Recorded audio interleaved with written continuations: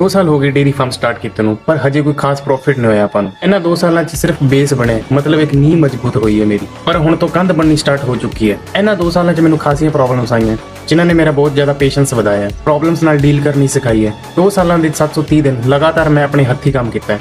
ਸਰਦੀ ਹੋਵੇ, ਜ਼ੁਕਾਮ ਹੋਵੇ, ਬੁਖਾਰ ਹੋਵੇ, ਹਰ ਸਿਚੁਏਸ਼ਨ 'ਚ ਮੈਂ ਆਪਣੀ ਫੀਲਡ 'ਚ ਮੌਜੂਦ ਸੀਗਾ। ਕੋਈ ਸੰਡੇ ਨਹੀਂ, ਕੋਈ ਹੌਲੀਡੇ ਨਹੀਂ। ਤੇ ਹੁਣ ਜਿਹੜੀ ਨੀਂਹ ਤੋਂ ਬਾਅਦ ਇੱਕ ਲਗਾਤਾਰ ਕੰਧ ਬਣਨੀ ਸਟਾਰਟ ਹੋ ਗਈ, ਉਹਦੀ ਖੁਸ਼ੀ ਦੁਨੀਆ 'ਚ ਕੋਈ ਵੀ ਨੈਪੋ ਕਿਡ ਫੀਲ ਨਹੀਂ ਕਰ ਸਕਦਾ। ਸਾਈਕੋਲੋਜੀ 'ਚ ਇਹਨੂੰ ਕਹਿੰਦੇ ਦਾ ਆਈਕਿਆ ਇਫੈਕਟ। ਜਦੋਂ ਕੋਈ ਬੰਦਾ ਆਪਣੇ ਹੱਥਾਂ ਨਾਲ ਮਿਹਨਤ ਕਰਕੇ ਕੁਝ ਬਣਦਾ ਹੈ, ਉਹਨੂੰ ਉਹਦੀ ਖੁਸ਼ੀ ਇਸ ਦੁਨੀਆ 'ਚ ਸਭ ਤੋਂ ਮਹਿੰਗੀ ਚੀਜ਼ ਨਾਲ ਵੀ ਜ਼ਿਆਦਾ ਹੁੰਦੀ ਹੈ।